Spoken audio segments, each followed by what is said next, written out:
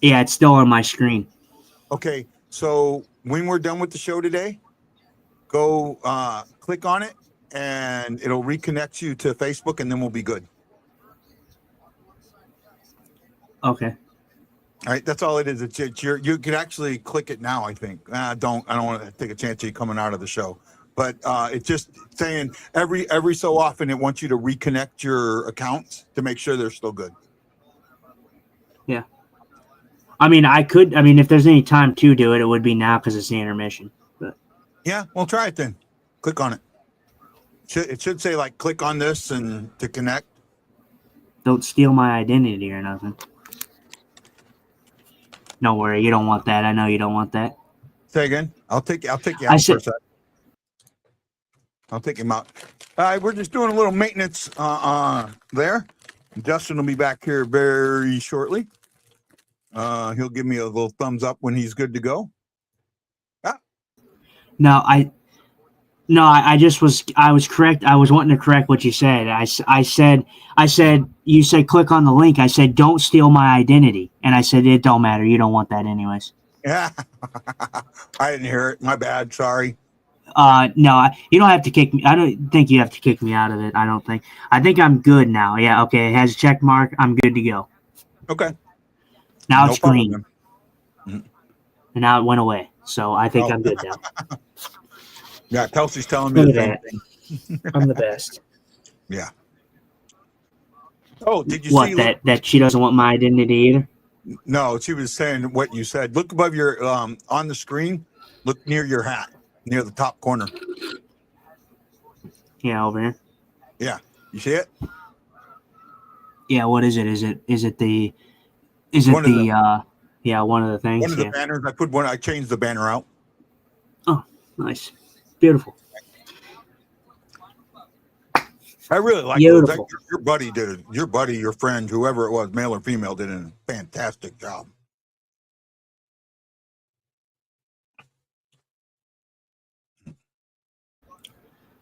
Yeah. Yeah, no, it was yeah, he's a good dude. Yeah, no, it was a male friend. I don't have girlfriends. I'm not cool enough. Yeah, you are. You have female friends. I'm sure you do. I know a couple of them. At least I think I do. No, neither here nor there. Man, I was going to say something. I completely forgot what I was going to say.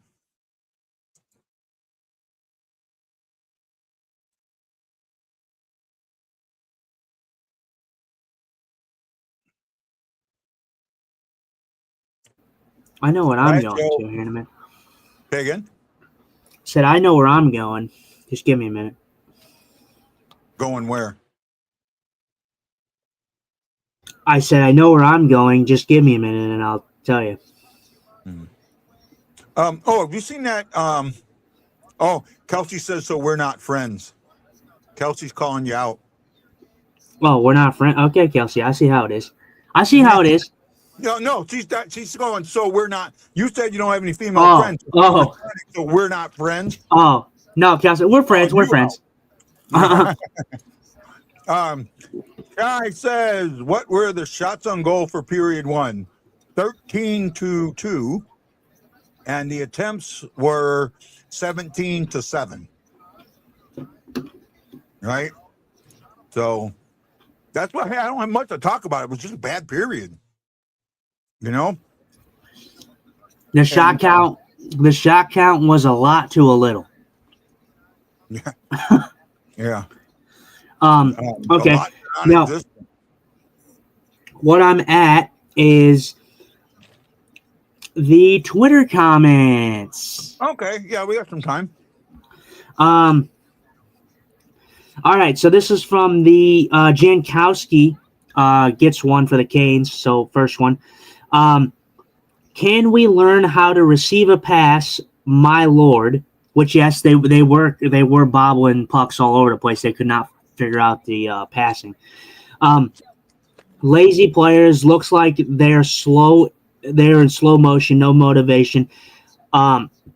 the Tyler Tucker was very lackadaisical in this play, I will say. Yeah. And this is what I talk about with Tyler Tucker. He's still young. Obviously, you're not getting a top pair defenseman in Tyler Tucker, but there's times where Tyler Tucker is a defensive liability out there, and it shows. But yeah, lackadaisical play on that one. Walker with a horrible turnover. So that's a Nathan Walker one. So I know you're a big Walker guy. I actually don't remember. I know the goal, but I actually don't remember the turnover before that. So maybe it was. I think it was right at the blue line or just on the other side of the blue line. Oh, okay. So maybe that was. This is what a bunch of mid looks like when you refuse to tank. Okay, there's a tanker. Can you?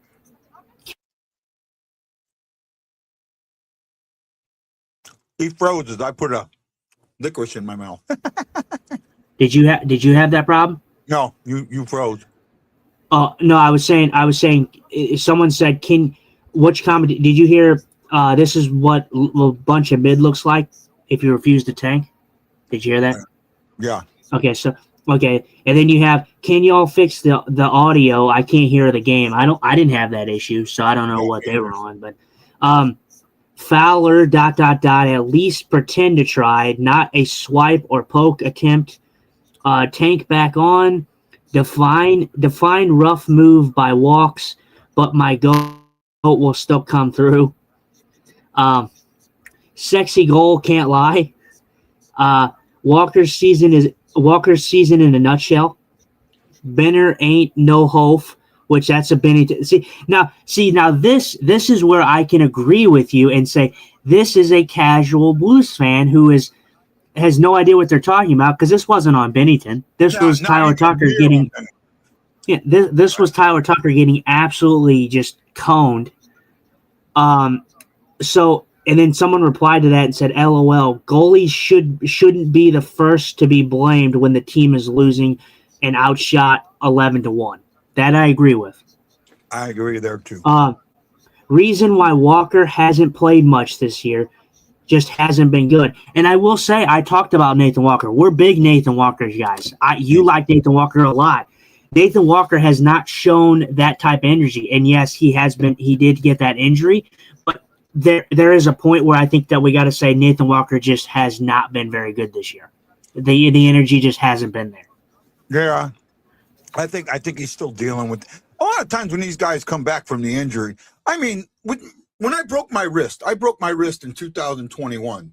It took me almost 2.5 years to get, and I still don't have full back, but to get it to where I have some ability, and my hand still hurts. And, you've seen my scar. I've got a pretty, I don't know if you can see it on here, but I got a pretty decent scar that goes right down that vein, right down this vein. I mean, you've seen my scar, and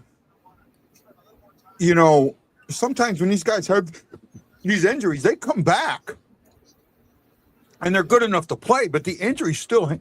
I mean, I remember when I did a few years ago, and this is way back now, when I did the interview with Darren Pang, right just before the 21 season. I did the interview with Darren Pang, and, he talked about in 1819 Bortuzzo, or Bormeister, right? How Bormeister was still dealing with an injury because he couldn't go to his left.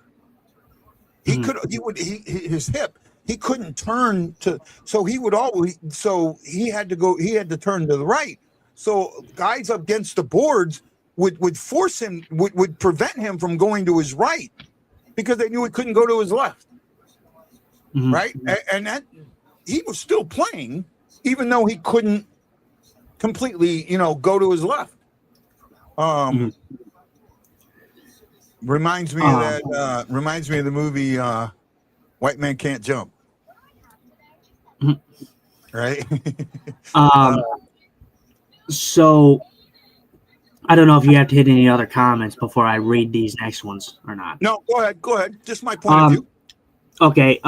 So this is after the first period, of course. The first comment was just an emoji of throwing up, so a puke emoji. Next one was, here's a plan: leave Kyrou in the locker room leave Kyrou in the locker room to clean the toilets. Move Stenberg up to play with Dvorsky and Neighbors. Thoughts on that one? I don't think Kyrou's played bad in this period. Well, I mean, everybody's played bad. Yeah, hang on, sorry. No, you're fine. The Blues did not have a good period overall as a team, but I will say they look sluggish. The best players on the ice were your first line. If you had to pick a bright spot, it was your first line, and it was the guys that I talked about in the opening when we did the predictions and stuff and preview. Yeah. Thomas, Broberg, Snuggerud. But I said Thomas and Broberg. They were fine. They were fine in this period to me. The first line as a whole was fine. They just didn't get the shots. They didn't get enough shots on net. Yeah. So Wayne Harder says, you're right. Kyrou didn't play bad. He was horrible. I don't think he was horrible. Am I watching the different game? I mean, nobody's line is good, but what's Kyrou's line? Just out of curiosity. 5 minutes, 5:09 on the ice, 6 shifts. Averaged 51 seconds. Had 1 blocked shot. Had a shot blocked and blocked the shot. No giveaways, no takeaways. As long as he's not giving giveaways, I'm okay with that. It's just nobody was doing well getting the puck into the zone at all. Right? So just to fly through them, if they aren't going to play hard or care, why should we watch? Shots 13-2. We are looking like some absolute slugs out there.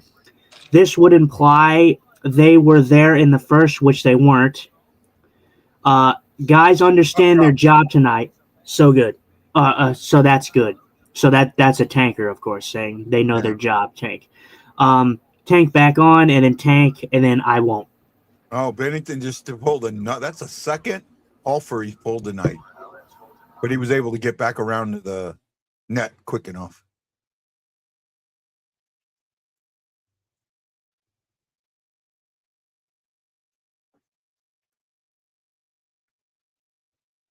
I'm trying to keep my eye on. They got the fourth line out there now with Broberg. Oh no, first line's back out.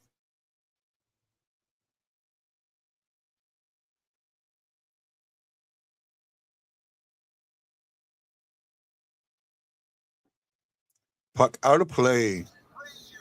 Look at Logan Mailloux, babyface Logan Mailloux he's finally growing his peach fuzz on his face. I kind of agree with this comment. He says, just because you don't make numerous great plays, then you're horrible. And I agree. I think that sometimes, you gotta see everything. And I don't think we're gonna pay attention to Kyrou on the ice. We're gonna pay attention when he's got the puck. This period, we're gonna pay attention to Kyrou, and we're gonna judge Kyrou at the end of the period. How's that sound? Yeah, we can do that. But and I want to counter this too, because that's a great comment. Because look at someone who I've been very high on this season, Pius Suter. I don't think Suter does really anything wrong with the puck. I think he's a very smart player.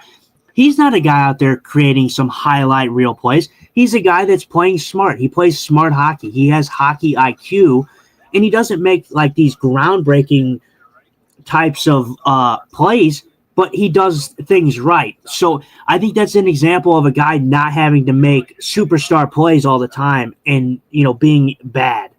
Like, yeah. Suter's a fantastic player, but he doesn't have to, do the superstar stuff all the time. I mean, it's a difference. Oh my goodness, Binnington. Oh my goodness. This would have been he is. He's let his inner Hoffer out tonight. Oh, my goodness. Why didn't he do something with that puck? Maybe he couldn't have touched it. I don't know. Maybe he couldn't have touched it, but oh, my goodness. Doesn't. Oh, what the hell? That should be 2-0. Boy, we got lucky there. Wayne Harder's a tanker, and I will love you, Wayne. He goes, but at this point, you might as well lose every game on the schedule the rest of the way to get a better draft pick. I don't agree. I don't believe in the draft picks. Toronto seems to be nailing it so far. They still haven't won it since the Olympic break. Toronto doesn't care about their coach. Toronto, and I'm going to quote Lips on this one. Lips on the Instigator Hockey Show. Shout out to those guys over there at the their show and Lips and all that. I'm gonna say this. I don't think Toronto really knows what's going on. Toronto has a coach in Berube who has clearly lost the room. You have a leadership group that clearly doesn't. First of all, I want to play this as devil's advocate too, because I'm not saying I'm a Craig Berube shill or anything like that, because I get guys' point on why Craig Berube was not good for this team after near the end and stuff like that, but Toronto not only has a coach problem because they lost the room, the leadership of Toronto has an issue because those guys are not taking Craig Berube's hard-nosed type of coaching very well. Like they kind of turtle into their shell and don't really give a shit. And it shows on the ice. So at the same time, I blame Berube, but at the same time, I blame guys like Austin Matthews, who is the captain of the Toronto Maple Leafs and does not have a handle on his team in Toronto. And it shows. Austin Matthews okay. Kyrie just cleared the puck down. He didn't see anything. Yeah, I didn't see anything wrong with that play. I think Matthews is one of the guys.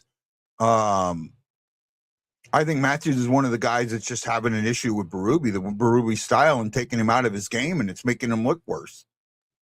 Right? That's what I kind of believe. Yes, John, your timeout is over unless you come up with another comment like you did. I know you're high, but make your comments better, okay? I love you, John, and we've had talks. Trust me. I'm not on the tank. I just don't understand the tanking. I don't get it. Well, and for me, I don't like the word tank because for me, don't get me wrong. If tank has been a thing for, I'm sorry, dude. I'm so sorry, guy. I'm sorry I did that. I know I gave it away. Absolutely fantastic shot by Jimmy Snuggerud. Oh my goodness. I figured it happened. I'm behind. I didn't realize I was my behind. bad. I did it, and I completely forgot because when he shot, you're ahead of me. You're ahead of me because I'm caught up. Yeah, when he shot. Yeah, when he shot that puck. Oh my good. I mean, oh my goodness. He just walked. He walked through He's in the middle of 4 Carolina Hurricanes. 4. Yeah. Yeah, Bussy shaking his head on that one. He definitely wants that one back. That's one the goaltender's got to have. But I mean, man, what a seeing eye shot there by Snuggerud. Great goal by him. John, you are welcome to comment. I don't like it, I'm not going to show it. And if it goes across the line, I'll just tell you you're in timeout again. I love you, John, and I love you, and you know this. You absolutely know this. Ask Guy what I thought of Boo Bear. Yeah, that's what I used to call him. Finley almost made it 2-1. Watch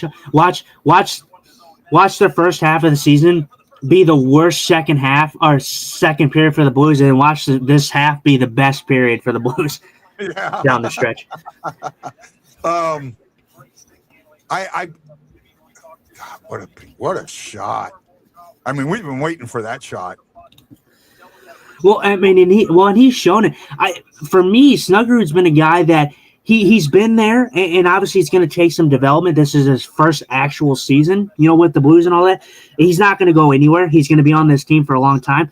But you see these stretches, and you start to see that it goes with the whole free thing. How we're seeing the Blues play, or the young kids play hungrier, play freer.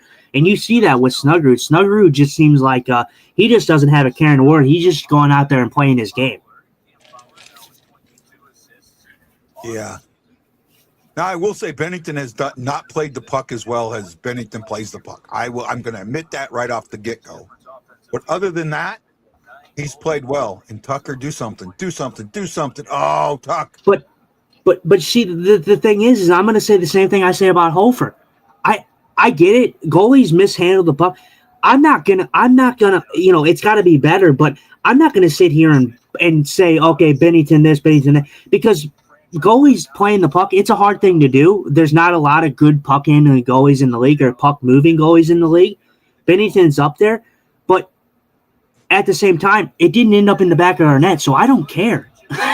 If it ended up in the back of our net, I know it's a cop-out answer, but if it ends in the back of my net, then yeah, I have a problem with it. But if it doesn't, then I mean, why complain about it? Like I get it. Like, you know how many times I've seen a goalie misplay the puck? You see it in almost every game, and you see it multiple times a game. I get it. Hefner, this is a good comment. Hefner goes, Hall of Fame. I'm the first admin on a timeout. Roland never made it. Oh, no. Roland made timeout many times. I just didn't say it, and Roland knew it.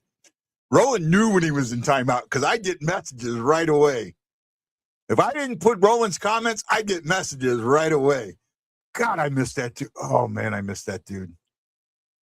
I was going through my I got a new phone. I upgraded my phone. And when it upgrades, it does it transfers everything over. Go ahead. Sorry, I didn't mean to stop you. Good play by Jordan Kyrou right there. Jordan Kyrou starts that play with a chance for Dvorsky on that one. So sorry, I didn't mean I know you were talking about something else, but I wanted to focus on that because we're focusing on Kyrou, so I wanted to throw that out there. No, that's good. Thank you. Good catch. But so it transferred things over. So I was trying, and it screwed something up with my messages or my voicemails. So I was trying to go through that, and I have like 5 or 6 voicemails from Roland on my phone, and I'm like, I can't delete these. No. I just play him just to listen to him, just to hear his gravelly voice, and try and figure out if he's stoned or not. Oh my God! I'm sorry that. Hefner, now you got me with tears in my eyes, man. That's still too fresh. That wound is still very, very fresh. Especially, we got to go see. We got to go see Sharon when I'm there, because I'm taking you with me. Roland has a friend. Oh, go! Oh yeah, there you go. Good play by the goalie there. Has a friend that's got a large farm with like a 5-acre lake on it, 5 or 10 acre lake that you can that's got some very good sized bass in it. And Roland had wanted me to go. I'm going to take you there. You're going to have to leave your wallet and everything here. You can't tell anybody where you're at. And unfortunately he passed before I got to go. So Sharon knows where it is, and she's going to try and get us so we can go. Okay. Yeah, nice. Well, good. Well, and also I want to. Well, and also I want to give the girls their hats that I got them. Remember the hats that I bought them? Yeah. So hopefully, if they're listening, Sharon, at some point, hopefully their heads don't grow any more, so those hats can fit. But no, I think that they're good. But I wanted to give it to them, the last time because I thought they were going to be there for the one show that we were doing, but they didn't end up making it. I did too. What's up? Yeah. I did too. I thought they were coming too, but it was still a good show. It was still good. We had 4 good shows while we were there. 5 good shows. Did we do 4 or 5? 1, 2. 4. Well, I think we might have did. I think we might have did 5, but the one that I wasn't there for, I was like I am now. We did. Yeah, we did 1 from your house. Yeah, we did 5 shows. Yeah. So, but yeah, no, it was a good time. But by the way, yes, Bussy should have got a penalty. By the way, on that because he interfered with Suter, I believe. Might I add that you're seeing the momentum shift. The Blues have been the better period so far in this period. They've had a lot more chances than the Canes have. Well, shots are 9 for the period. I mean, they're 15-9 now, but for the period, they're 7-2 in favor of the Blues. Mm-hmm. That Noogie snipe, that's definitely energized everybody.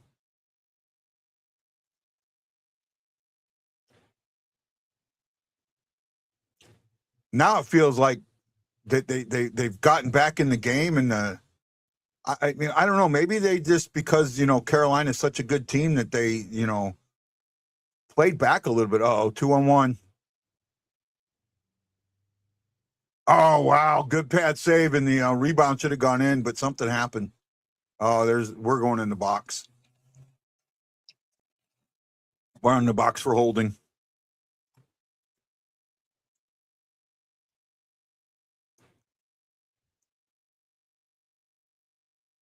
Finley's having a rough game.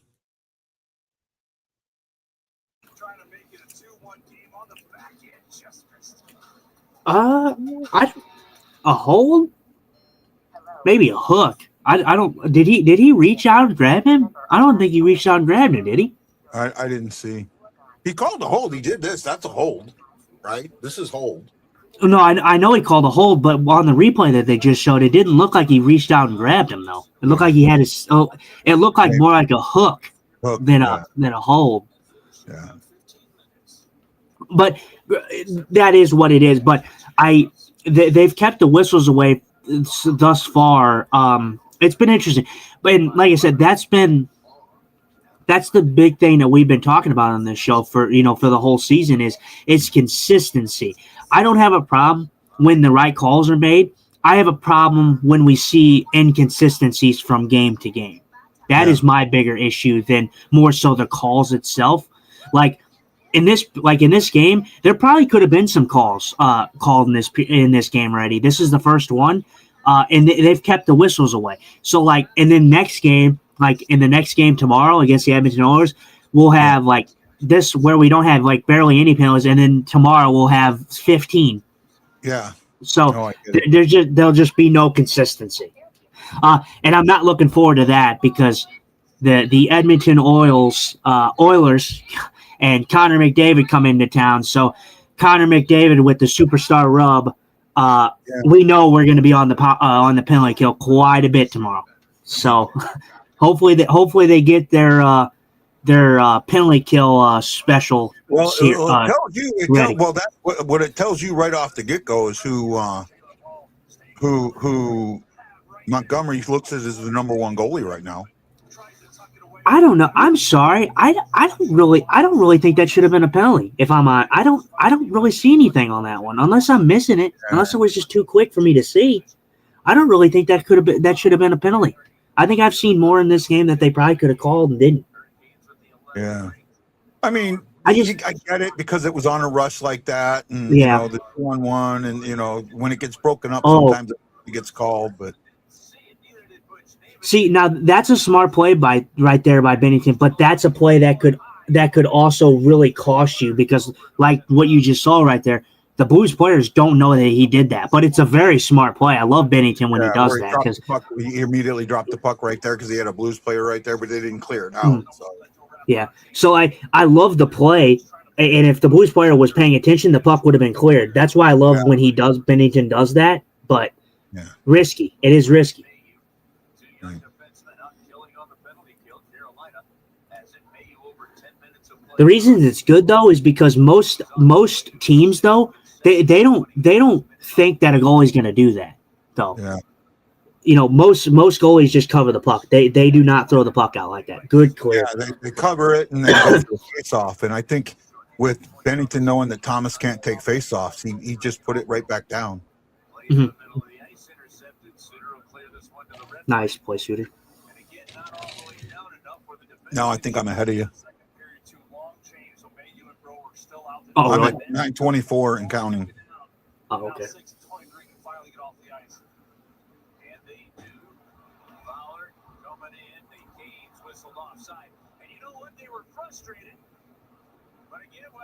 Oh, what a pass. Offside. Whoa. Wow, they had it too. Wow. That was a hell of a pass. I wonder who was offside. Was it Blake that was offside? That was a great pass, Boosie.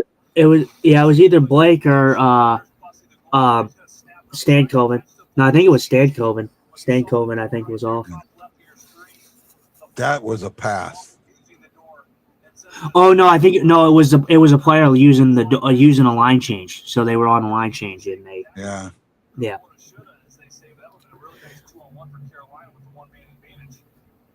Oh, John has no video. Oh, sorry, John. We're doing the best we can, but you should have it now. It's on ESPN Plus. Should be on ESPN Plus, bud, unless you dropped it. I'll tell you. Go ahead. No, I just was gonna say, for a great team in Carolina, this has not been a good power play. No. Not a good power play. Sorry, go ahead. I didn't mean to interrupt you. No, I'm just gonna tell Hefner that we love him. He's a big fan of this show. He's been with me from the beginning. You know, we've had our issues, but we always put him to bed. We're two veterans who love each other and we take care of each other. Right? So, John, I got your back, buddy. Yeah. Snugglebug. Yeah, that was an amazing shot. Yeah, definitely for me, definitely one that Bussy wants back though, because although it was a great shot, it was from distance. It was from distance, and it probably was a shot that probably should have been stopped. Well, but who knows? I think he did get screened. He did get screened a little bit. Yeah, but he also went. I'd have to see it again, but I'm pretty sure that went top shelf. That top corner.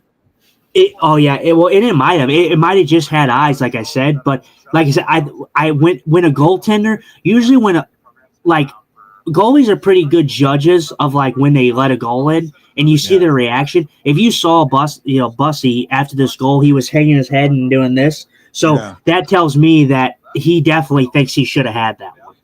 And I do get that. There's also sometimes they don't realize that puck went in this little hole like this. Yeah. Where probably we're never going to get it. You know what I mean? Yeah, absolutely. Right. You know, I mean, it went in a puck-sized hole in that top corner where, you know, even if you were standing up, it was still going to get through your shoulder. You know what I mean? Yeah. Goalies out of everybody on the ice, goalies, they harp on themselves a lot. Like they're one of the ones that shit, like kind of shit on themselves hard. Like they really take any goal to heart. And that's good. That shows that the goalie cares.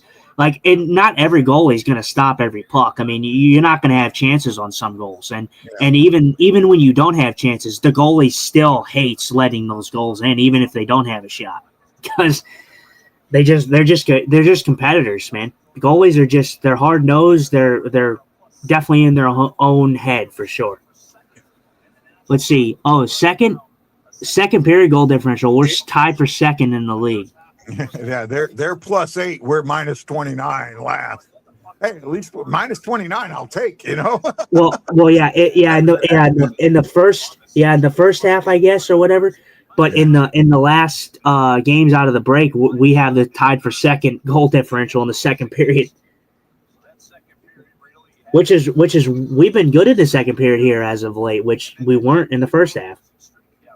Oh, John says, no, we dropped everything. My choice is listening to Blues Network or you guys. Shit, I'm listening to you guys. Must be stoned. Over our last 8 games. It is 1-1. Shots are 17-9 in favor of Carolina. Nice play, Snoogie with an amazing shot to wake the Blues up, and they played well in the second period so far. That's a good play by Lindstein. Good young play right there. Throw it to open space. Great play by Neighbors though on the original play to dump that puck in. Because I bitched about that a lot. About them, the way they're dumping the puck in or the way they bring the puck in, not throwing it around and getting the guy coming around or doing that. I've complained about that a lot. And it's nice to see you, Robert Thomas. Oh my goodness, Robert Thomas. You are a beautiful man. I love you. You're way ahead of me. Oh, no, he didn't score nothing. I just, Oh. just you'll see it. Oh, What do you? I just seen it. You're a few seconds ahead of me, and I just seen it. That was What a a great stick handler. But are we going to pay for it? Nope. beautiful, beautiful man that man is. He just absolutely made a great stick lift play on that one. And if he got that puck off where he wanted it, the Blues would have had a 2-on-1 mini break right there. Oh, nice stand up right there on Robert Thomas. Oh, went off the stick. I thought it went in the back of net at first.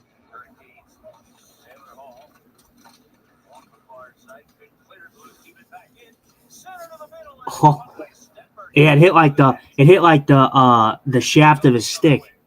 Yeah.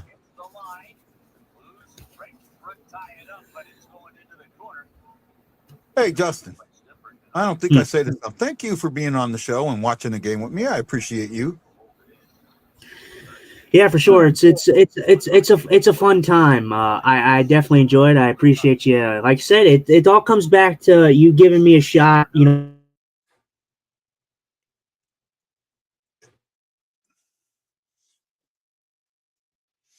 Yeah, you froze on me. Yeah, you froze on me there.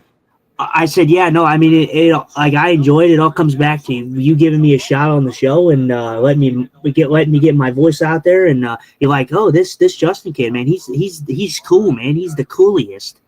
Well, it came down. I vetted you though. We talked before I let you on the show. What did we talk like a week and a half of me making sure that you weren't there to stone me or to. I actually, well, it took a minute for you to ask me to be permanent host, but as for like getting me on the show, no, like you pretty much got me on the show immediately. I mean, like it wasn't like it took a minute, like you're like, oh, okay, like you know, who are you? You know, who is this? You know, kind of thing. You know, have you watched the show? But like, it really only took you about a day probably to get me on the show. Like that was it. Like for the first time. But as like a permanent co-host, you didn't ask me until like maybe a week or a week and a half. Yeah, it took a while before I felt comfortable. And that's just, that's nothing against you. I mean, it took a while before I was comfortable with Ashley. It took a while. The first time I had a co-host, and I'm not going to mention who he was because I don't want to say his name. It was a bad time. It was a bad time. But doing live games, now that I do the live games, you just can't do it by yourself. All right, you just can't. And I mean, especially, if you got somebody that can help you out, like doing comments and things like that, or helping you produce it, yeah, then maybe you can. But when you're doing everything, and if there's not people commenting, it's really hard to do it. And having somebody to talk to, and having someone who knows what you're talking about, and can disagree with you sometimes and agree with you other times, and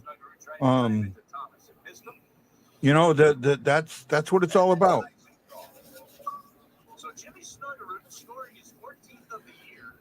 14th of the year for Jimmy Snugglebug. He's got like a 3-game multi-game point streak, so if he gets another one. He does. He has 33 points on the year. Obviously, you expected it to be a little higher, but I'll take 33 points right now. It's obviously not the season that you would have wanted for him. You would want him to possibly be in the at least 50 plus range. Yeah. But the Blues have had a down year, so I mean, he's going to have many years as a St. Louis Blues. So him reaching 50 points is not going to be that far of a stretch for him. Yeah. Can you shoot me out for a minute? I need to use the restroom now. Yep. And grab a drink. Justin will be right back. Dun dun dun dun dun dun dun dun dun dun dun dun. Okay, we are going to do something. Let's do something fun. We got 4 minutes to go. The Blues currently have 7 shots. How many shots do the Blues take in the last 4 minutes? How many shots do the Blues take in the last 4 minutes? Come on, guys. I got to wait the 15 seconds. How many shots did the Blues take in the last? Yes, he did. He did miss time with an injury. So I think Justin said that too.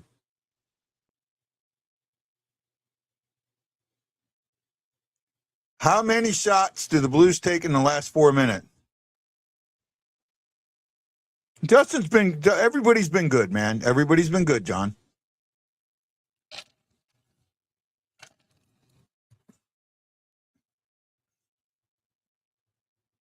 Everybody gets heated. When you're doing this, it's opinion show. Kelsey says 3. He says 7. Wow, you 7 shots in 4 minutes. God, I hope so. I'll take it. I'll take that, E. I'll take 7 shots in 4 minutes in a heartbeat. When you do an opinion show, there are times, and 99.9% of the shows like this are opinion shows, okay? They're somebody's opinion. Plain and simple. It's always someone's opinion. And,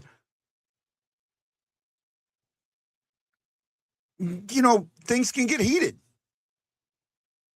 Arguing is a love language. Sometimes Jason says no shots. So they have 7 shots now. Let's see how many shots they end up with at the end of the period. I'm going to say I like 4. I'm going with 4.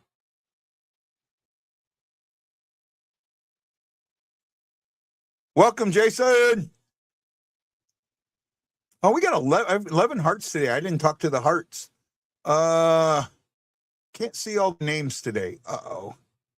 John Jeffrey, John Hefner, E. Guido, David Fernandez. Thanks, David. Tracy Smith, Jason McMillan, Mike Martino, Alaska Cayo,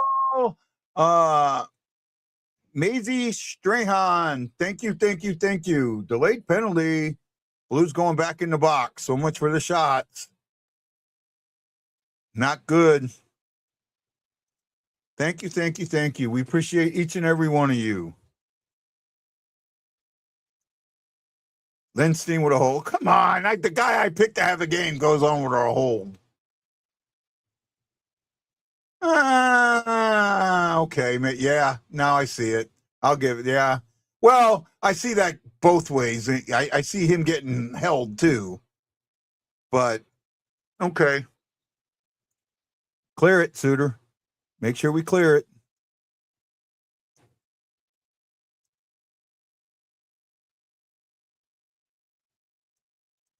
Oh, could say Binnington. Holloway threw that puck down there hard. A little too hard. Jason, your 0 shots might be dead on, bud.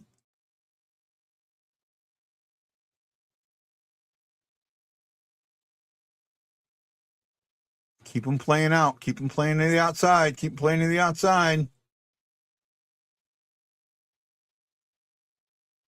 Keep on them.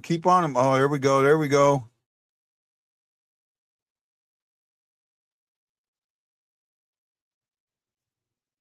I kind of at the beginning, it's Lindstein to begin with, but as it continues on, you see it more on Carolina, and that's where the issue is where these guys clamp down or hold down. That stuff's the stuff that's got to get called. Where a guy's got his arm hanging in on the stick like this, so he gets a hooking or whatever. Call the embellishment on that. Ooh. Oh, Binnington's down. Somebody. Oh, man. By the way, the Blues picked up 2 shots. I don't know where they put Blues pick up 2 shots. Oh, no, that's a total. Never mind.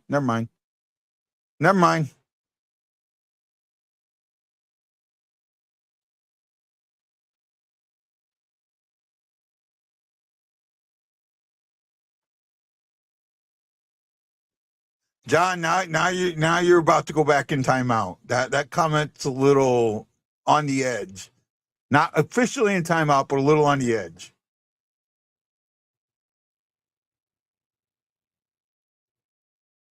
Full strength. Well, it killed it off. Good killing. Good penalty kill.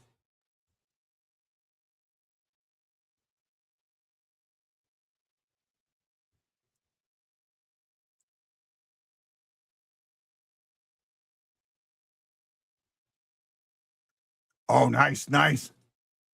Oh, almost slipped by there, Holloway. Thomas and Stuggelberg tighten it. Oh, Holloway put his hand on it.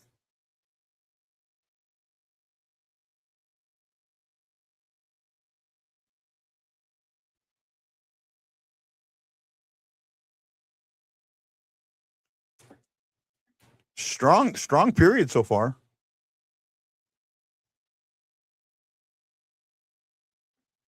Strong period so far. Are you ready to come back? I see it. Are you ready to come back?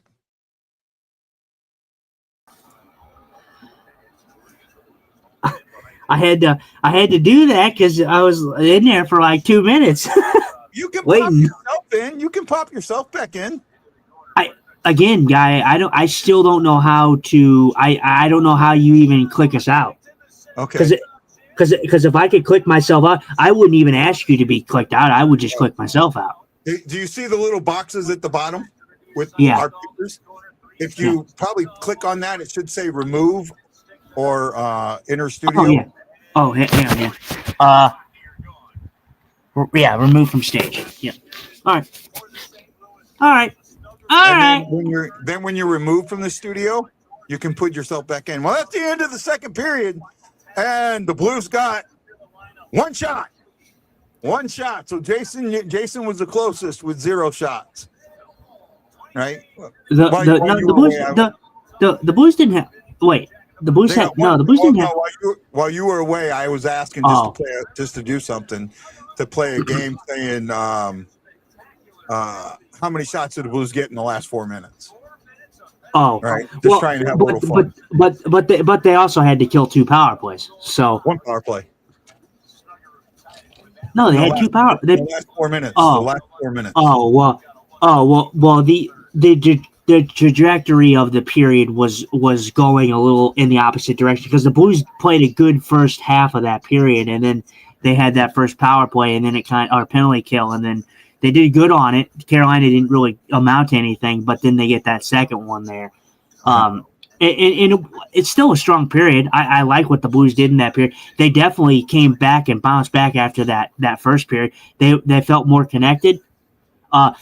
Bussy, what I'm seeing right now that is going to pay dividends for this team if it continues is Binnington is outperforming Bussy right now. Bussy looks very, very shaken.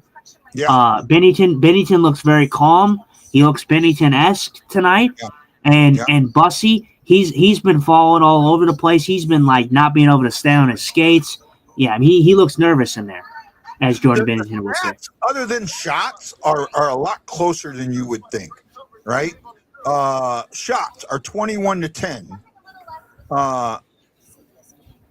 Carolina's got 35 attempts. The Blues have 21 attempts. So, I mean, yeah, Carolina's throwing more at the net, but the hits are 11-9 in favor of the Blues. The Blues have given it away 11 times. Carolina's given it away 9 times. Blues have 3 takeaways. Carolina has 5. Carolina's blocked 8 shots. Blues have blocked 3. Face-offs are 17-15, 53% to 47% favor of Carolina. Other than that, and then that big goal by Snugger, that was a hell of a shot, man. That was a beauty. Oh, by the way, I didn't say it. Hey, So Cole, how you doing, bud? And Lindstein's been solid in his first 2 games. Good passer and skater. Yeah, he has. That's why I kind of picked him as my player to watch today. Lindstein's been good. He's made some smart plays. The one coming to mind is when Jake Neighbors dumps his puck into the zone. Kyrou gets it. Kyrou, works it around. They don't get the puck on net. They almost do. The puck goes back to the point, and Lindstein with a very heads-up play, quick play, didn't have anything, didn't try to force a puck to the net with a shot and possibly get blocked. He threw this puck to open ice where no one was standing, and then the Blues recovered it and stayed in the zone. So that was the highlight for me in that period. As for Lindstein, Lindstein's had a good game. Mayu has been great too. I agree with that. And Hefner, I'm gonna put this comment up because it's kind of Hefner says, Justin, the short time in St. Louis, I was amazed how you guys work just watching guys scream for an hour. If you think that all I do is put on headsets and go on, you're fooling yourself. It takes me, especially on location, an hour and a half to set up. And I'm not meticulous in anything in my life except setting this show up. Ask Justin. You do not touch you don't touch anything until I tell you to touch it. And I'm not like that with anything in my life. Anything. Right, Justin? Yeah. I mean, it takes a lot more than just, oh, let's just set it up and just talk and scream into the mic. I mean, it takes a way more than that. Like I said, there's a lot of mini subsections to doing this than just, oh yeah, just set it up and just go talk. Like you have to produce it. Like you have to, the sound bites the guy does. You have to, you have to be ready to cue those up. You have to be ready to turn down and mics, turn up mics. Fix audio problems at a drop of a dime when they may occur. You have to be on the talking part of things. You have to be unbiased. When you do something like this, you can't take your fandom and go with it. You have to be neutral. So there's a lot of subsections to go into podcasting. Oh, you know what? Rossi can be upset and say he wants that back. He was never getting that back. Bussy. Yeah, Bussy. That was put into a hole. It wasn't top shelf, but it was across the body, far side into a hole. He wasn't stopping that.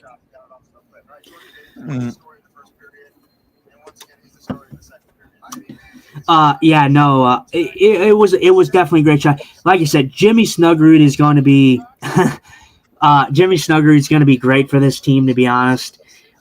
For years ago, and like I said, the prospect of having Robert Thomas and Jimmy Snuggerud together for the future and the indefinite future is exciting. If I'm a Blues fan, if I'm looking at it, I mean, I don't understand why you would not want a high danger passer in Robert Thomas, one of the better playmakers in the whole league.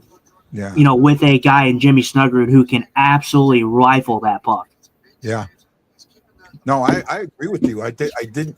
Well, again, if you listen to Armstrong, right?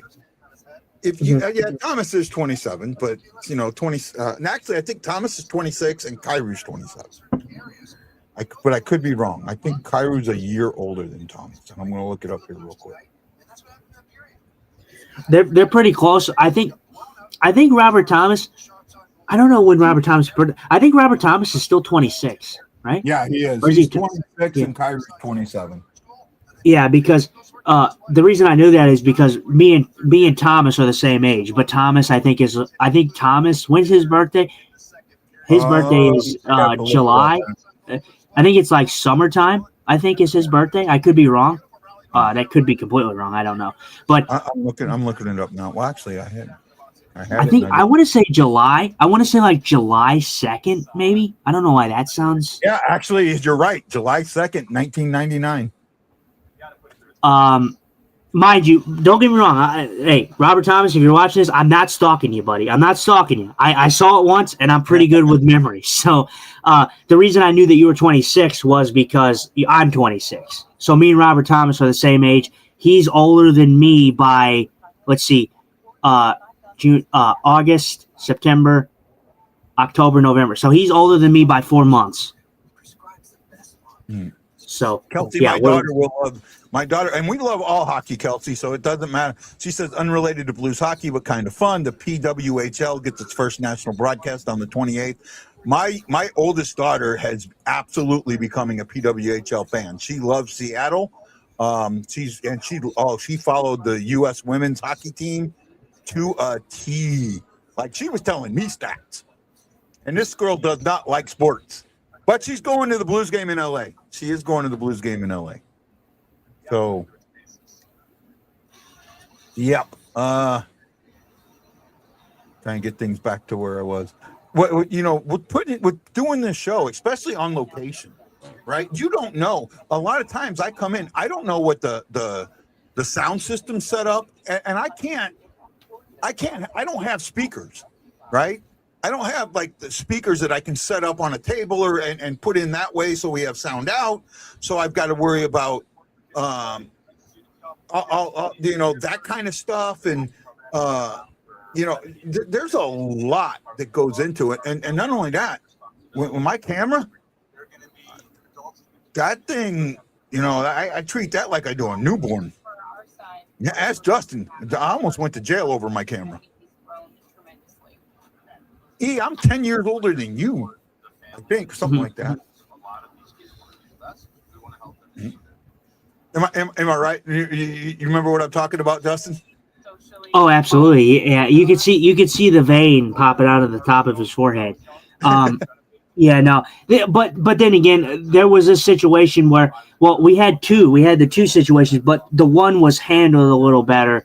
I will say the guy, and I won't say where it was. Unless you're okay with that. But the guy at the specific place, like I said, I don't know if you want me to actually say what place.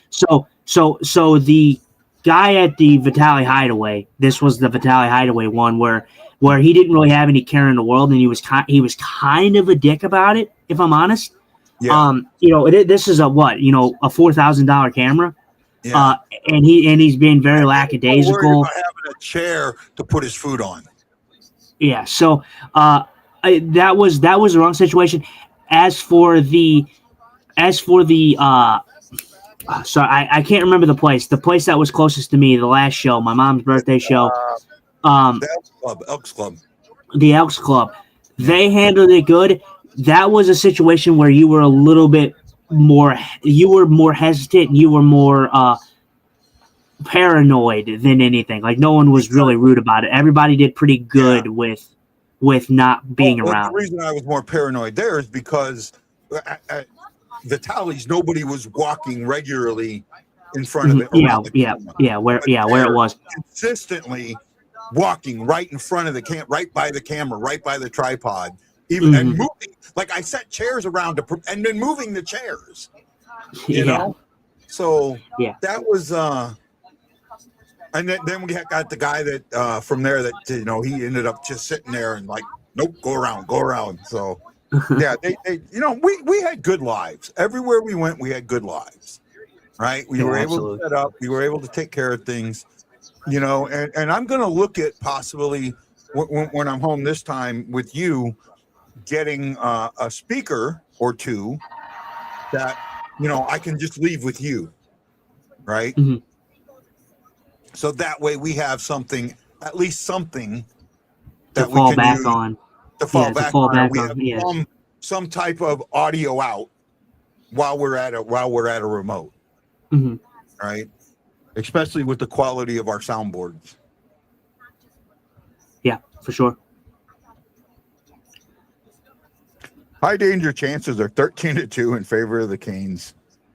I mean, the Canes have played well. They've come after the Blues, and the Blues responded well, right? I think that's the thing that you need to look at here. They were down 1-0. The second period's been their worst period, yet they responded well.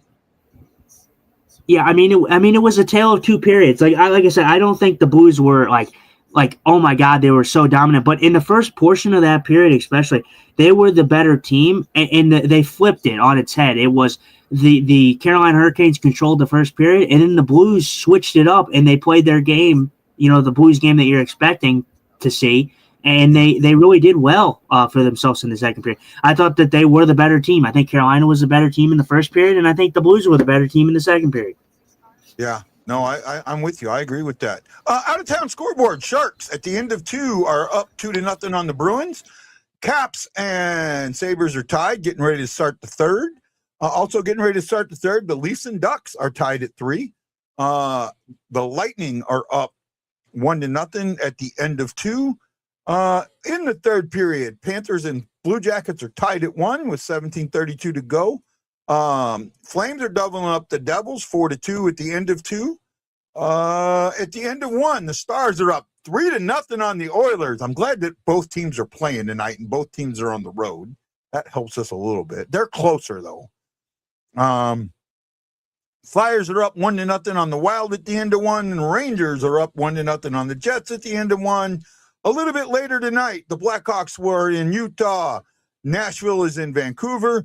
The Penguins take on the Knights, and the Avalanche will face Against the Sea Monster Kraken. Well,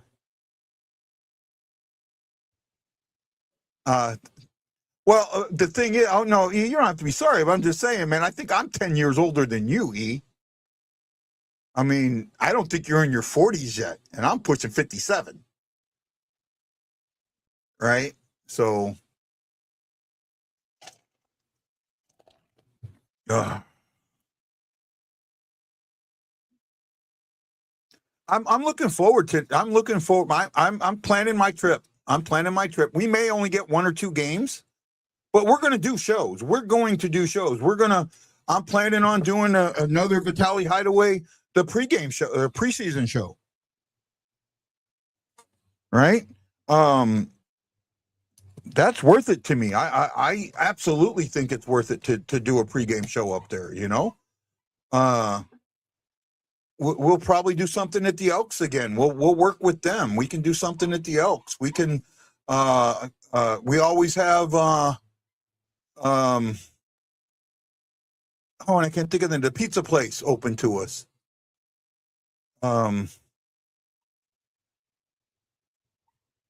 God, why can't I think of the name of the place? The place in Maplewood.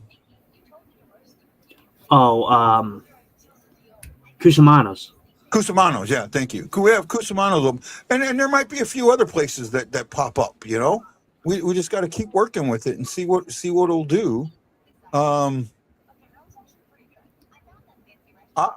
It was fun. 44, born in 80.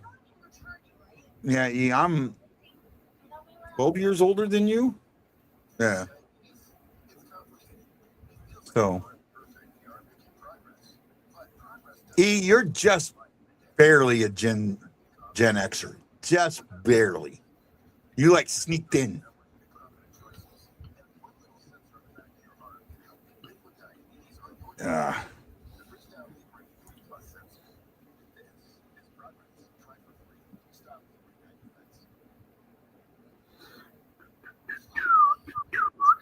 Are we ready for some Hawkeye, everybody? We got another one. Who gave us some love? Oh, can you guess who gave us love? I hope it was my mother. It was Mama-san. There we go. Oh my goodness. I want a hot dog. That's quite the thought to have in the second intermission. In a commercial, guy ran over a hot dog cart. Now I'm thinking I want a hot dog. Well, yeah, you know me at a hockey game. What's the one food that I have to have at a hockey game? Yeah, you do like hot dogs. Hot dog and a pretzel. Yeah, pretzels for sure. I'm not a hot dog fan. They're okay. I'll eat them, but they're not a thing. Like, it's not my favorite. Yeah. Pretzel, I can go for a pretzel. Them pretzels at the Enterprise Center, they're pretty good, man. Pretty good. They are good. Oh, by the way, for next trip, you know that place I stayed at last time? Yeah. It's still available. I just really? hope it'll stay because I can't afford to pay, because it's one of those where you only have 48 hours to cancel. After that, you lose everything, right? If you don't do the trip. So I'm just hoping that no one hits it, because it was a nice place to stay. Other than the decor, it was a nice place to stay because of where it was at. It was so easy to get to everything.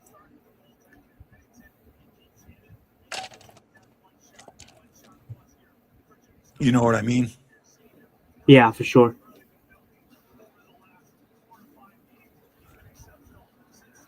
He's got his scope dialed in. It feels like he's absolutely got his scope dialed in. Maybe it would. I think when these guys come up, sometimes that scope's a little off. You know, they don't adjust for the wind or elevation or that, so they gotta adjust that scope, and sometimes it takes a little dialing in. Mm-hmm. He's definitely not shy. He's a man playing with confidence right now. Yeah. I mean, I think that whole, even him, but like just the first line in general, I think's played with confidence, and it shows. Yeah. Well, I mean, right now the Montgomery looks really good because since he's called the timeout, the Blues have played a much better game. Oh, absolutely, yeah. Since the timeout, they changed the style that they wanted to approach this game with. Oh, nice play, Parekh. Defensive play there, Pareko. That's what you pay him for. It's definitely not to hit the net. There's a shot for all the the Pareko lovers. I heard it. I was like, I don't know if I want to respond to that. I don't know if I want to respond to that. I mean, it wasn't a bad comment. I just don't want to respond to it. I was like, that's one of them where it feels like a needle and like, here you go, guy. I'm going to push the button. I'm going to push the button. And let's be honest. So Pareko has done better with that in the recent stretches of seasons here. But let's be honest, Pareko was a guy that was just shooting that puck, and he was absolutely missing the net every single time. I mean, he was just absolutely ripping bombs. But one thing he would do, right? And I think people don't understand this because of his shot, right? He would aim it at the board for it would come back out, right? He would aim towards the board so it would come back out really hard and be, almost right in front of the net. But there are times where he just, if he's going to the right, he's aiming for the boards. If he's going to the left, then it's a miss. Yeah. Well, you think about it like this, though. Pareko's not the only one defenseman that do it. I mean, there's defensemen that do it in the league all the time. Yeah. The thing that's so good about defensemen shooting it like that is even if they miss the net, if they shoot the puck at a straight angle, that puck bounces off the boards quickly, and it sits right in front. It's right back into the primo zone. Yep. Right. By the way, sorry, Blues fans who've been listening to us. Kyrou had a good period. We didn't discuss Kyrou. Yeah. We said we were going to talk about him. Yeah. Kyrou was good in the period. He actually just had another shift with Dvorsky and his line, and they looked really good right there too. Yeah. So I didn't go over his stat line. 17. Oh, that's me, Lou. 12 shifts. 9:35 on the ice. That's close. Thomas 12:44. So not bad. It's right in the middle. Same as Stenberg. I add that I in there. I don't know why. Stenberg has 9:49. Who else is he playing with? Suter. Okay. Well, Blues are finally getting their first power play of the game here with an interference call on Carolina. Oh, God, dude, Snuggerud. I'll tell you what, Jimmy Snuggerud gets that puck off so quickly, man. I don't know how he does it. I just don't understand it. That's a good thing if he can keep doing that, keep hitting that puck off like that, right? His release is so unrecognizable. It's such a unique release. I mean, if you just see him shoot the puck, his release is it's not one that the Blues have had. Even Tarasenko. Tarasenko had pretty normal, like it looked pretty normal to me, but like Snuggerud's is like he like whips his. It feels like it hurts. Like when I watch Jimmy Snuggerud shoot the puck, I feel like, man, how does that guy's wrist not hurt? Oh yeah, he shoots the puck. That's absolute holding on Walker. Mm-hmm. Right. Against Walker. Riley for interference, but it could have been holding. It could have been a bunch of penalties. Right. Walker drew that penalty.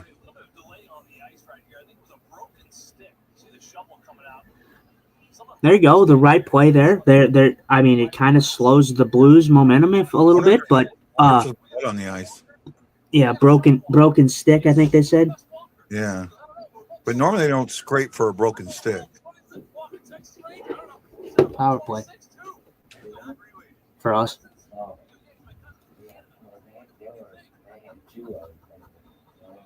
Yeah. All right, here we go.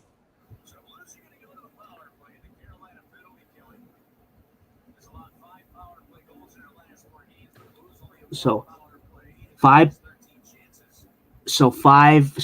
power plays given up for the 5 power play goals given up in the last 6. Oh, good try there. Yeah, that was a nice backdoor feed. I mean, if Bussy just saved the goal by chipping that one up and out.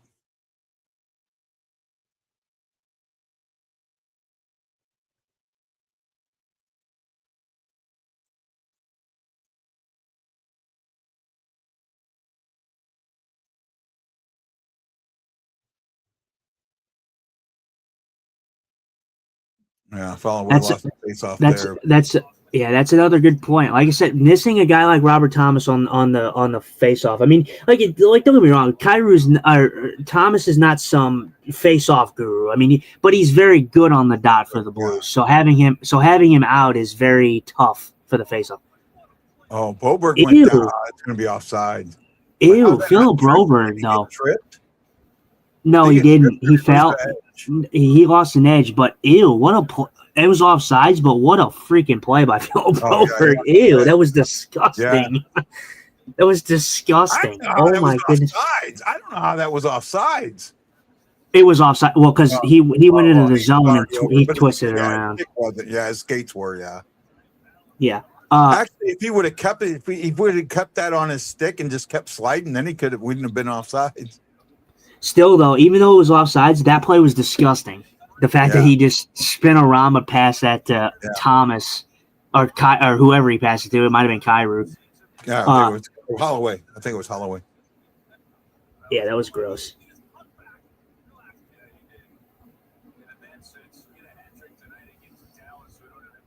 There you go. Uh-oh.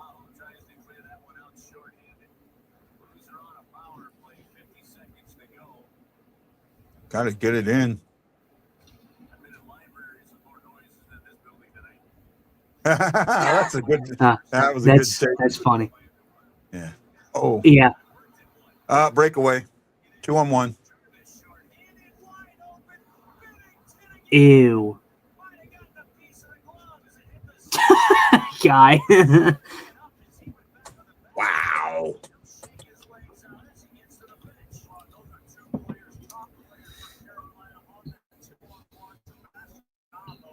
That's Binnington there. That's your statement. This power play was Blues-esque, unfortunately, but that save was Binnington-esque. Yeah, it's disappointing. They haven't been able to establish that power play setup. They had that opportunity and missed at first, and then Holloway, he lost it. Like you said, he lost that draw. Absolutely got glove on that. He absolutely got glove on that.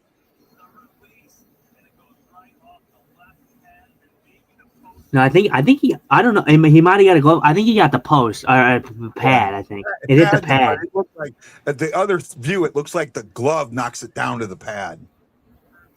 Oh yeah, it might have. But yeah, no, a good save by him. A power play that the Blues couldn't establish much. Like I said, it's kind of hard. It's so hard to establish something. And like I said, it's not an excuse. The Blues power play has not been great. Yeah. But the Blues haven't got a power play all game. This was the first power play they got, and they've already played 40 minutes of hockey. So it's hard to establish a power play in the third period when you get your first one. Yeah. Oh yeah, he does. He does. It hits his glove and then goes off to his pad. Yeah. Great save. I thought Great so. save. When I saw that, it looked like it hit his glove. Boy, I can't believe with my badass eyes I saw that. Yeah, no, you definitely see it on that one because you see the puck. You see the puck do a little bit of redirect. Yeah. That's why. Great save, though. That's why I did this. Because Yeah, I know. There's no way he should have stopped that. It should have been 2-1. Keandre Miller. Oh. Good pass by. Yeah. Oh, good try, Thomas. I see what he's trying to do. He's trying to go for that the reverse short side pass. Yeah, that was nicely done. Man, Holloway just I don't know how much Snuggerud actually gets on this one. I know, but Holloway passed the puck. Yeah. I don't know if Snuggerud actually got enough on that shot. Nice hustle, Jimmy. Nice hustle. See, that's hustle right there. That's a kid who's hungry right now. He's hungry for it, and you see it. Man, can you imagine if Carbonell is as good as we think he is, and he's ready? Can you imagine putting him on this lineup? Oh my goodness! You're going to have 4 legitimate goal scorers on this lineup. Well, and the trajectory, Carbonell is playing fantastic where he is right now.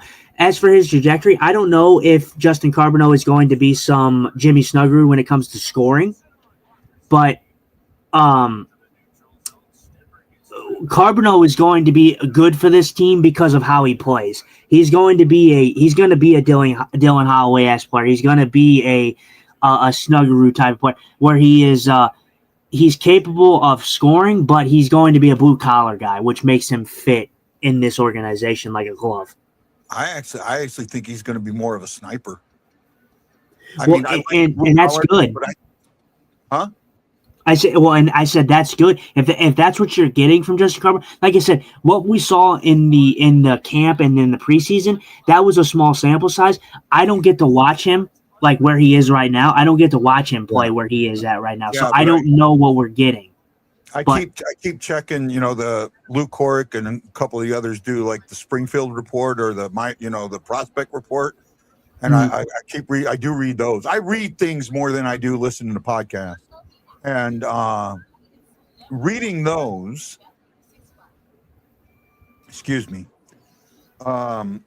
reading that stuff is telling me that this guy can be a sniper, right? Yeah, he's got blue collar, but he's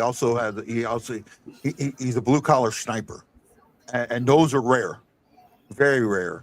And if he comes in and he can be a sniper in the NHL, that's four legitimate scorers on this team.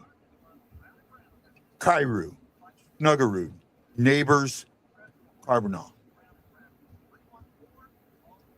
Yeah. I'm like, if you give them at that point, all you got to do is make sure that you're setting your offense up for them, that they're going to be that they're going to thrive, right? Let them play their game. Take the damn training wheels off again. My favorite saying this second half of the season.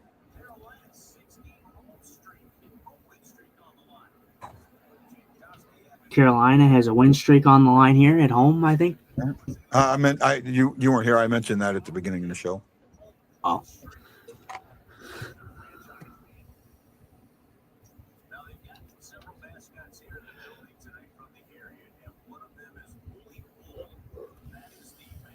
Gillette.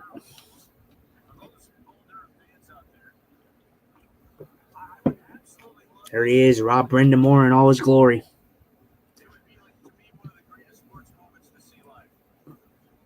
Man,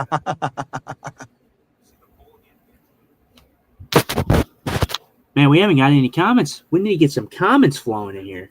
Yeah. Yeah, come on. Where are your comments? Comments. Come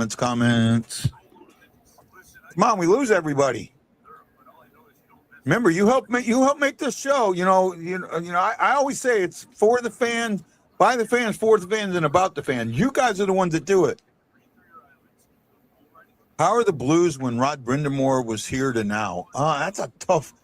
How comparable are the Blues when Rod Brindamore was here to now? Different era, man. You can't compare it. You can't compare it. Brindamore was here in the 90s, the Brett Hull 90s. I think he was part of that. I want to say he was part of the Brett Hull 90 group, but I could be wrong. Yeah, it's a different time because I want to preface this like this. I think we have some fantastic talent on this team. Back then, though, the Blues had a superstar. Had that really great talent. Had the Nathan McKinnon. Had the Connor McDavid. They now, like, although I love Robert Thomas, we don't have that guy yet. No, and the Blues have not had that guy since probably. Got it. Oh, he got his stick caught up twice, man. Yeah, no. Your last guy, like the last guy that I can consider a superstar for this team since that era is Tarasenko. So, I was going to go all the way back to Pronger.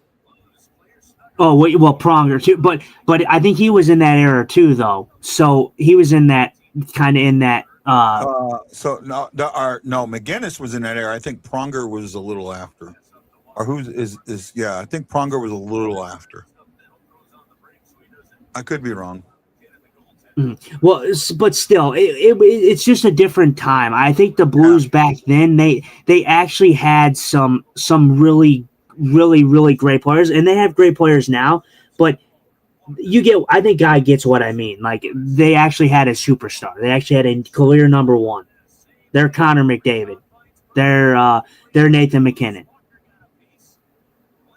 Kelsey, I have a question for you. Is your dad a service member? Did he serve in the military? Because huh? Oh no! I just was saying, as Kelsey is your male friend. You don't have to answer guys' questions. No, because he's asking about where to sit. No, he did not. Okay, no. Where's a better place to get tickets than Ticketmaster?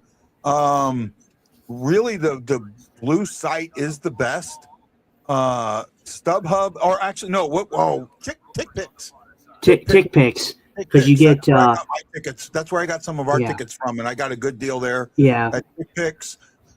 And for me, if you're going to sit in a lower bowl, you want to sit in the higher lower bowl seats. If you're not sitting super down low, or in the first couple of rows of the second row. I like sitting not dead center, but more to the corners. So anything that's on the corner. Yeah. But they're a little cheaper too. For me, anywhere in Enterprise. Anywhere in Enterprise. Yeah. Anywhere in Enterprise. There's not, and this is coming from a blind dude. There's not a bad place in Enterprise Center. Yeah. There really is not. I could be up top and I can still be happy where I'm at. Yeah. TickPicks, that's the place to go. That place, it doesn't charge you fees. So the fees that you would get with Ticketmaster, which they charge like freaking $50 for, probably. Well, TickPick has fees, but they're not as high as everyone else's, right? Oh, absolutely not. Yeah, no. Yeah, Kelsey, Justin's legally blind. That's why he sits why he's so close to the screen all the time. He has no irises. Is that right? Oh, I can't remember if it's pupils or iris. Yeah, iris. I just, my eyes are just, I just have pupil. That's all I have. It's just, so my eyes are black, just like my soul. But yeah, no, I'm considered legally blind. Obviously I still have the vision. Oh my God, Kairu just misses. Oh yeah, he did. Yeah, no, I'm considered legally blind, but I can see, of course. My vision's really, really bad. That's why I can never drive and stuff like that. So that's why if I look close to the screen, I'm not, as I say, I'm not trying to give virtual kisses out or nothing. I have to physically look close to see. Yeah. So And it's almost the same with me because I think I am now considered legally. That's a deaf. trip. That should have been that should be a penalty. Why is that not a penalty? Oh Dog. yeah, absolutely, that was a trip. How do My you brother- not call that? Oh wow. I have no idea why that's not a penalty. I mean, if that would have gone back in the net, if I was Montgomery, I'd go get yourself fined. I'd blow the schmuck. I'd blow up. And I don't know why that one wasn't called. That one should have been called. That one was right in front of the referee. It was a blatant trip. Yeah, that should have been called. That should have absolutely been called. Then there's a takedown in front of the net. No way. No way you were calling icing on that one. That is horseshit. That is a bad call, too. That is not icing. That is a terrible call. That was that was not icing. By the way, your mom said your soul isn't black, it's pure. I'll agree with that. And then she goes, and KLC, yes, this is correct. So you're the deaf leading the blind. Instead of the blind leading the deaf. I don't know if you just saw. Yeah, I'm sorry. I'm stuck on that. That was not icing. I don't know why that was called icing. The puck wasn't down yet, and the Canes player obviously slows up. Yeah.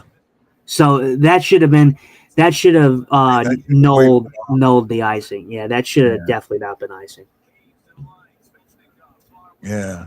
But that's just it's magnified though. See, like a play like that happens sometimes in the league, and I'm okay with it because it happens. But it's magnified. By the missed trip that you just had 2 seconds ago. So that's what made that one look worse to me than anything. Now I understand. For this game, I understand what you talk about where these missed calls sometimes they can change the momentum of a game, right? And I see that. I see how this momentum, because of that missed call, is shifting. Ooh. Yeah, no, I'm listening. Shifting a little bit to Carolina when the Blues should have been on a power play. Our power play sucks, but ew, Binnington. However,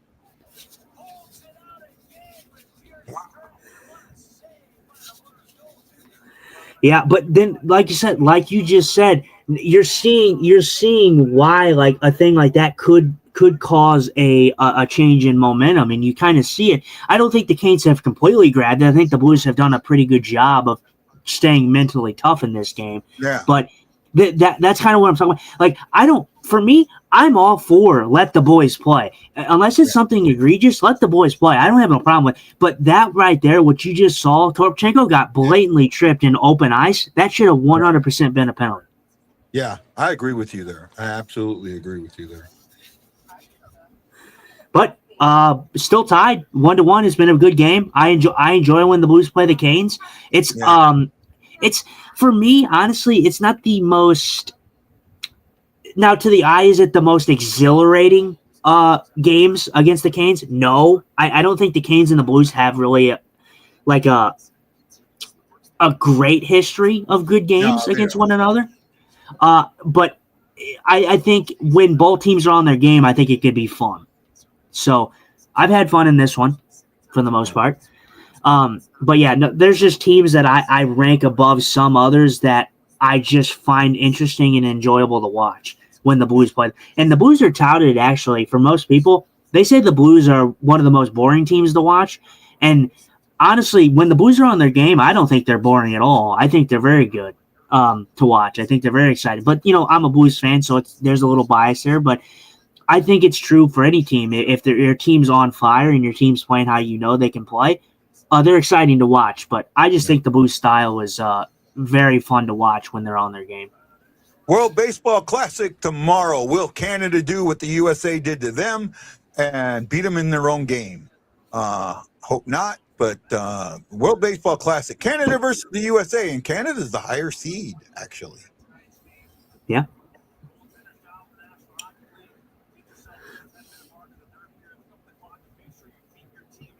So, well, in this one, we talked about it. This game is not over yet, but you've seen it. Binnington's showing us why he's still got it.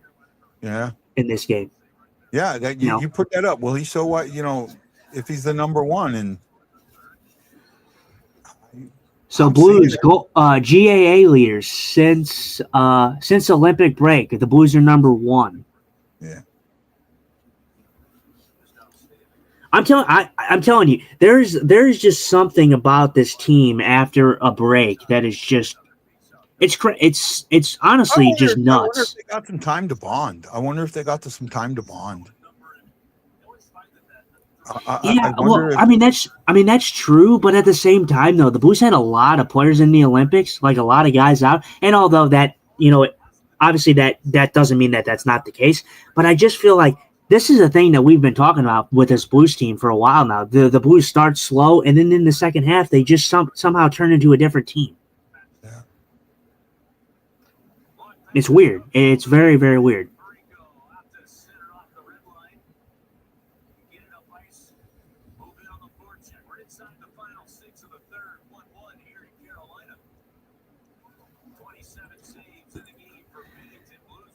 Blues have done a very, very, very good job at controlling the top guys on the Carolina Hurricanes. Yeah. Shots this period are 7-4 in favor of Carolina, 28-14 for the game. But again, the game is a lot closer than the shot totals. Ooh! Oh my goodness! He just absolutely just crushed him. Oh wow! Yeah, I just saw it. Tucker, what a hit!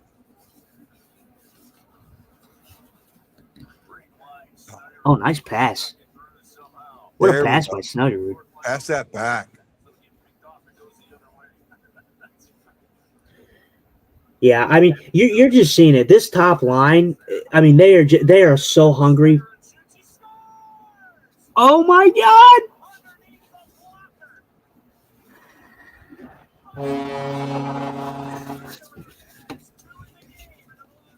Oh my God!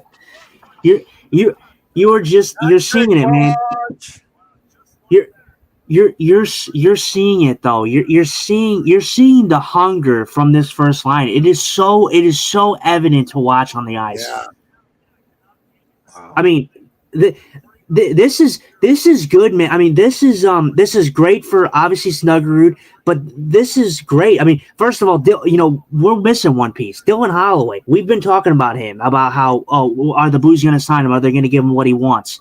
And obviously he's still injury prone, but when he's coming in and playing like this is the Dylan Holloway we all know and expect, and what we expect to see.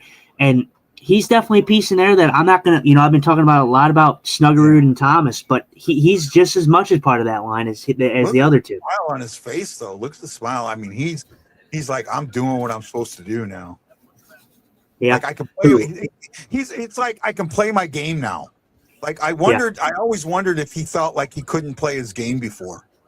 And I know that sounds weird with the two guys leaving, saying, the coach. If those two guys, which are centerpiece guys, Falk on defense and, Shen, a center, second, third line center,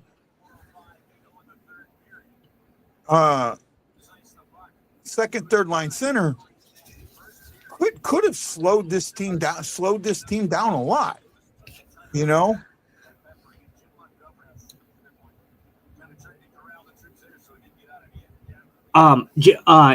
I just, for me, and I understand, because I'm gonna go back to what we talked about on this show a couple months ago when Shin was here, and I said I think the line of Shin, Holloway, and Kyrou was fantastic last season, and we all saw it. They were one of the big reasons why the Blues got that comeback that they needed.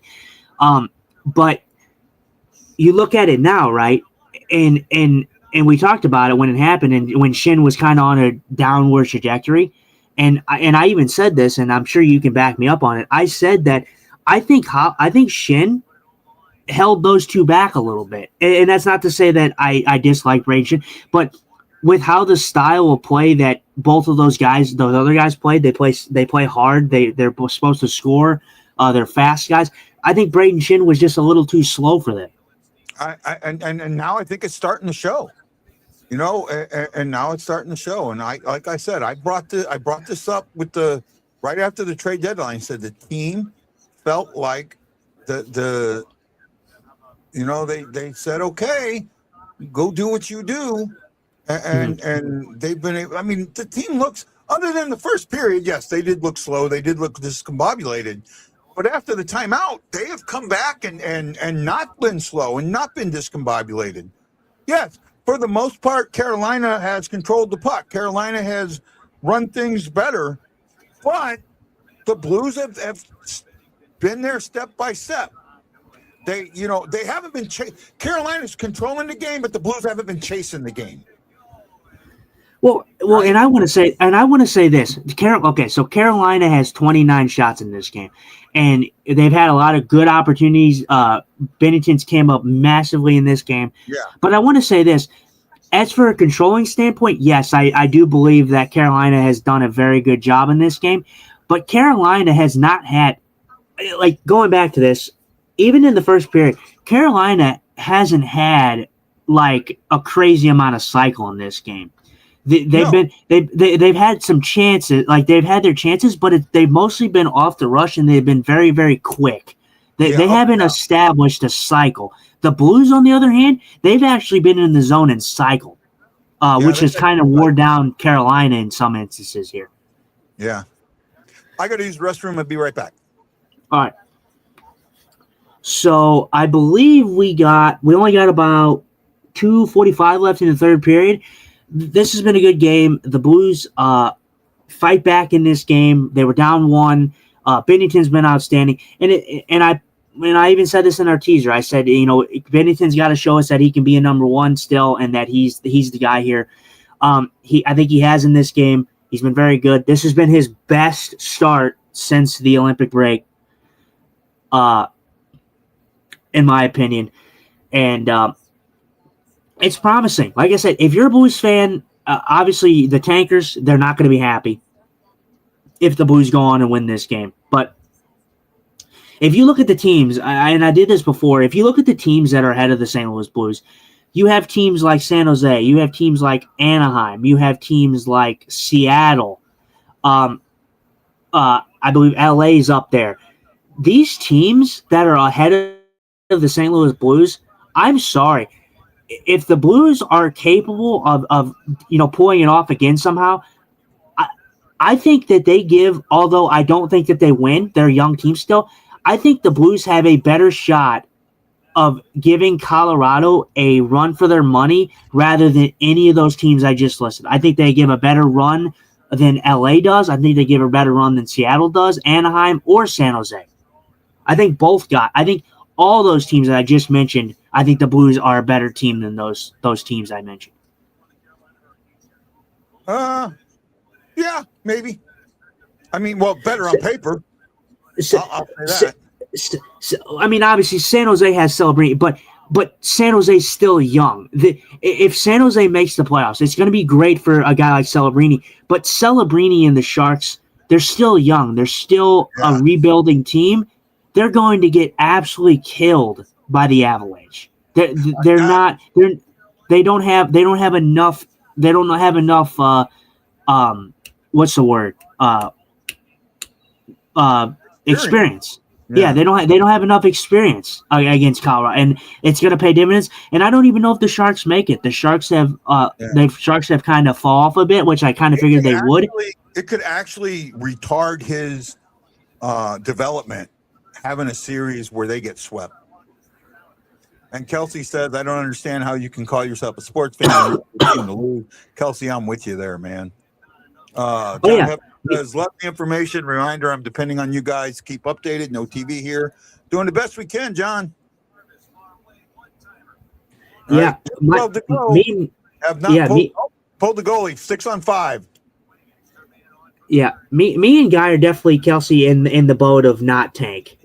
I don't like the word tank. I think it's been normalized in the NHL now. It's always been a thing where they call it that, but I don't think any team in the NHL purposely tanks. I just think that that's a stupid logic. Yeah. I don't think anybody wants to be bad. I don't think anybody wants to show up to work and lose. Yeah. Come on, get Snuggerud the puck. I want to see this guy. Snuggerud on Hattie Watch. Okay, there you go. Get the puck out. That's not going to be icing because it shot by the Carolina player. Yeah, a minute and change to go. Minute 20 to go.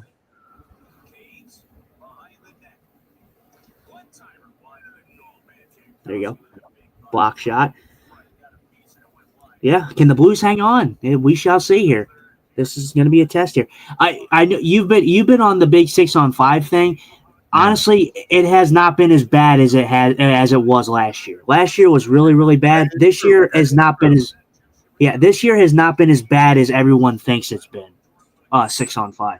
That is true. And I was bringing the stats up yesterday or with Dave, and that was absolutely true. Brandon Now could they be better? Yes, but I think as for the open net opportunities, I think in every case the team that's favored from that has been the team with the empty net.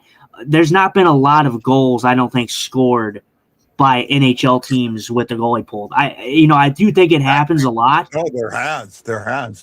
Has there been? Okay. Well, the Blues, the Blues could be better on it, but I think for a standpoint that, like, when we're thinking about it, I think we're like mixing it in with some games, like the Dallas games, like where we lost in a minute. Those were not 6-on-5; those were 5-on-5 goals. 5-on-5s, yeah.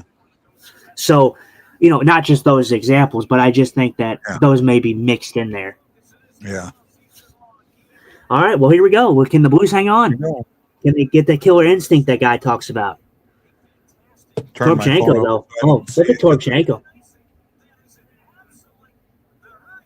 Oh, look at that. And then they do.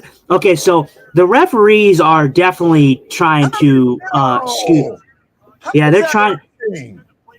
Yeah, Curbs had to let up because Curbs was absolutely not happy on that call. And you hear it. Curbs was about to say something he regretted, and he stopped himself in his tracks because first of all, he got beat, but he also got held block. And it should have been go interference.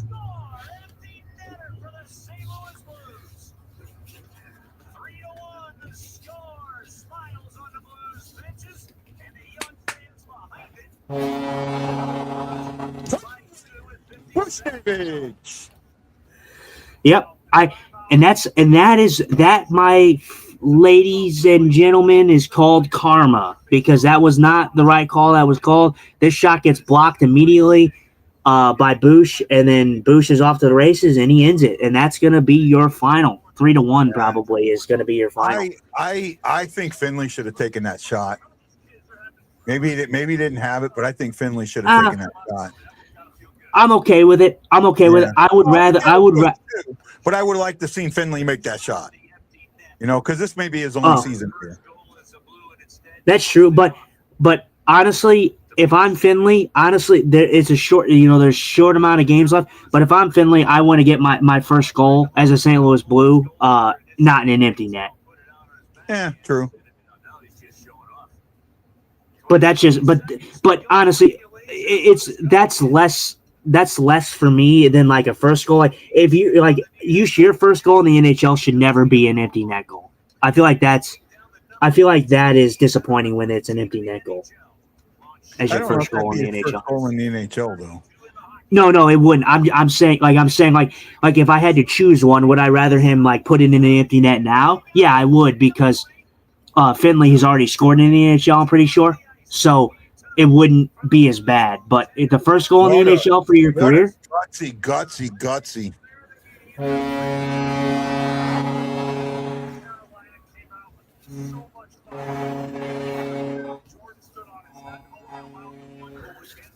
What a gutsy performance. What a gutsy performance. Again, these are the types of games I say why I say what I say when I say that the St. Louis Blues are not as far off as everyone thinks that they are. That's exactly why I say that. I agree. I don't think they're as far off either. And that's why that's one of the biggest reasons why I was like, let's not trade Thomas, Kyrou, or the big pieces, because we're not that far away. This was a really, really good game. Yeah. This was a good game, and like I said, in all realistic purposes, like people think the Blues are so incredibly bad, and yes, they've had a down year. But again, I'm going to use your term here and say what we've been saying all year. This team is not bad. This team is a team underperforming. This team, or not underperforming right now because they're winning. They're actually winning. A good team playing badly. And I've said that for a while. They're not a bad team. And it's like when Wendy said that, they suck. They're a bad team. Hold on here a second, right? I mean, Yeah. there's a difference. This is a good team playing badly. This isn't a bad team. Which I think I think that's a crueler way though of saying a good team underperforming. I think both terms could be true, but I think so let me get this straight. So I think the stance that you took on this and what you said, I think that rings true for the game against Vegas, for the game against the Flyers, for the game against the Vegas Golden Knights when the Blues showed no effort. I think that was a team who showed up and had good players but played bad. But as for like the games that they played really good in and lost or didn't the stuff, I think it's just a team that's underperformed with good players on it. So I think both can reign true. I think both are kind of the same, to be honest. They are. They both kind of do ring true. I'm with you on that. Some of the parts is greater than the whole. Sometimes Kelsey, and one of the things that one of the things that we're seeing here right now is this understanding that the younger guys can play, right? The Snuggerud 2 points, Holloway 2 points, Thomas a point, Bushnavid, Finley, Torpachenko, Fowler a point. You're seeing, you look at this, the younger guys, Snuggerud, Holloway, Finley, all younger guys. I think Finley's in his 20s too. A little older. Finley's younger. He's definitely on the younger side. And they're doing what they're wanting. Okay, before it comes up, who are your 3 stars? For me, it's actually, if you give me a moment. Well, I'll tell you who the number 2 and number 1. Number 1's going to be Binnington. Binnington had a great game, although Snuggerud had 2 goals. I think Binnington probably is going to get the first star just because he had so many good saves.